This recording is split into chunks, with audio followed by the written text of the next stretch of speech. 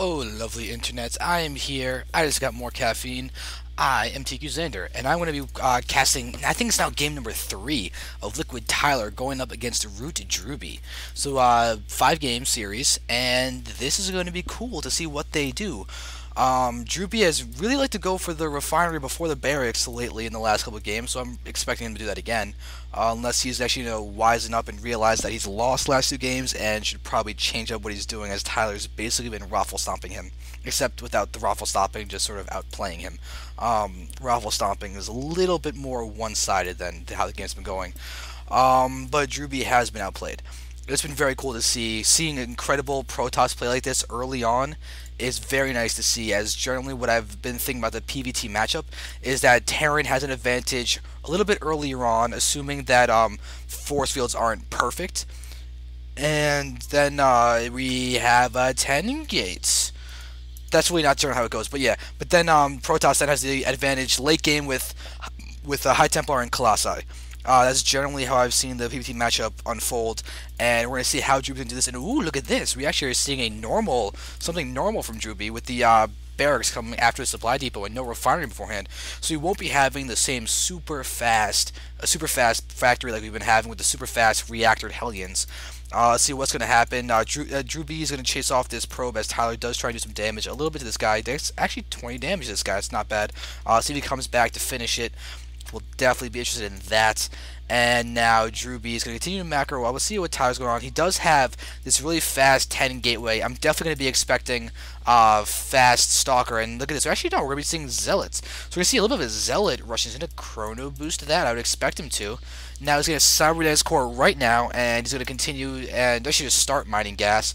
Oh, there's actually a count in here for how many harvesters. I guess I did not know that they actually did that. That's really cool. Maybe it's just because in a replay, but I don't know if they do that in game or not. I highly doubt it.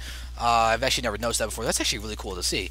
But now we have the Orbital Command coming out. We do have some Marines coming out, so we're actually seeing macro from Drewbie, which is very nice.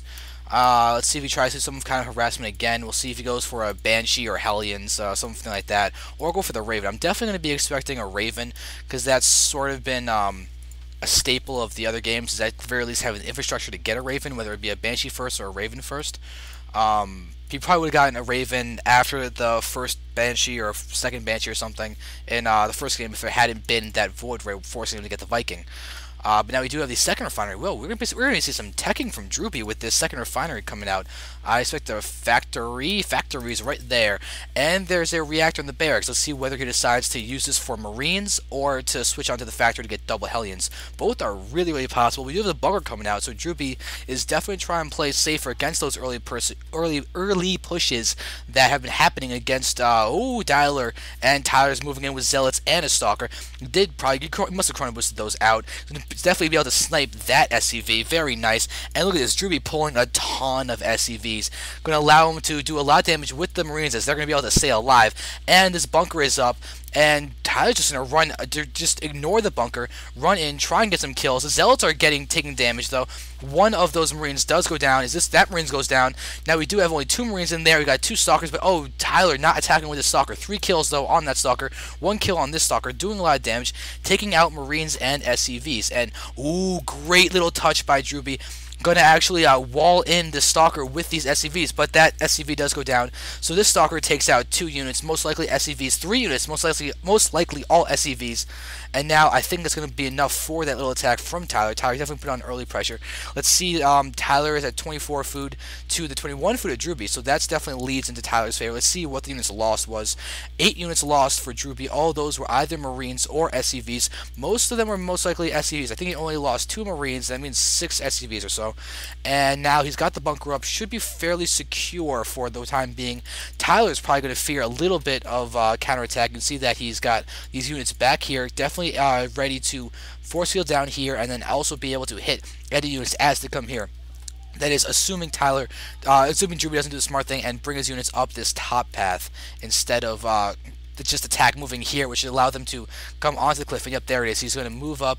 See, there is no expansion. That's the only purpose for that SCV, was seeing if there was an expansion and then just pulling right back. So Drewbie knows he does not need to expand or anything, but he also probably knows that he was not be able to hit right now and actually be able to kill Tyler.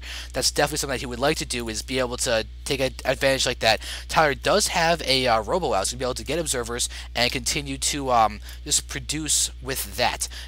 Possibly go into Colossi, possibly just go over straight up Immortals, and we're going to see how it's going to go. If Drewbie does switch to a more Marauder heavy build, that could definitely be possible. And we do see that the starport is building a Raven, so we do see Drewbie going for a similar basic strategy to his last couple games with this starport, getting those sort of 1-1-1. Is it not sort of 1-1-1? That was a 1-1-1, and getting out the as much tech as possible, going all the way straight to the top with the tech pattern. And oh, this is interesting. You might see the starport go onto the reactor, and the barracks go down. The barracks doesn't go onto the tech lab, and oh, never mind. The starport's just gonna go over here. Now we do actually have Infernal Pre-Igniter coming down for Drewbie, so we might actually see a drop if he builds a medevac. Now there's the medevac. We could be seeing a Hellion drop, Infernal Pre-Igniter Hellion drop, that could get scouted by this observer, but he's got to be careful with this Raven. And now, oh, look at this. Drewbie saw the observer, is trying to get it, but no, he can't get it. Just to stay at the front. Definitely make sure that no DTs can walk in, as that's a great thing to do with this fast Raven. Now let's just see what is going to be done by both players. Drewbie is now beginning to get his Marauders out. He's researching Stim. He no concussive shells quite yet, but he could easily just click on this and restart researching it now. Drewbie's going to do some scouting with a Raven and going down there. Could be interesting. And we look back in here, we see a lot of Zealots. It seems like Tyler really does like Zealot Sentry. Very few Stalkers, which could be risky against. He's got full Chrono. Oh, that's a little bit of an uncharacteristic thing from Tyler to not use his Chrono Boost. But still, Tyler does seem like Zealot Sentry as a backbone, and not very many Stalkers, which could be risky against some Banshees. However, the high Sentry count would make point defense drones essentially useless, and he could force field out anything that he needs to. And ooh, look at this. We do have the Robotics Bay coming out, so Colossi will be coming out for Tyler. Let's see if he's going to go for the Colossus first or the Extended Thermal Lances. Seems like Colossus is going to come first before Extended Thermal Lance. Probably because there's one base expecting aggression and wants to get that Colossus out ASAP. Now, we do have the medevac out. We do have these two Hellions out and nothing else. We might want to do a drop soon with that, because this is going to get spotted with this observer.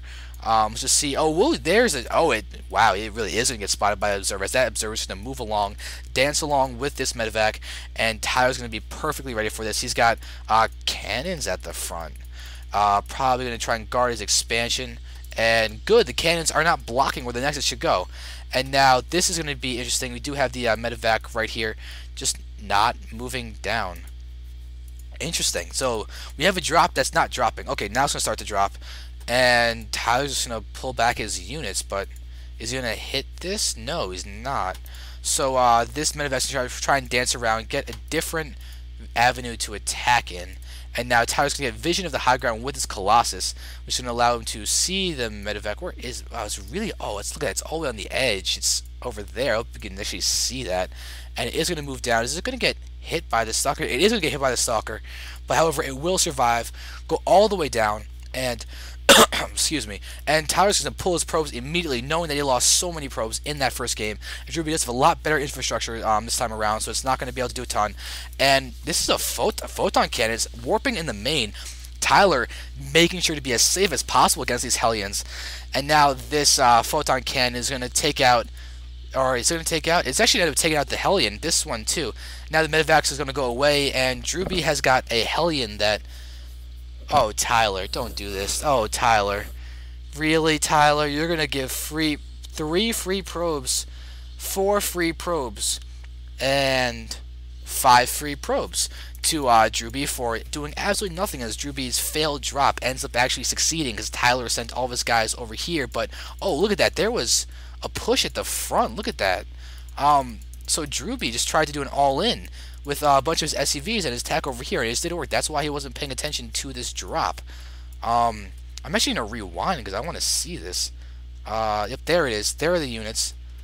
On the minimap, you can see them. And yeah, here we go. Huge push to the front, but these cannons are over here. And Colossus is out. And, oh, this is...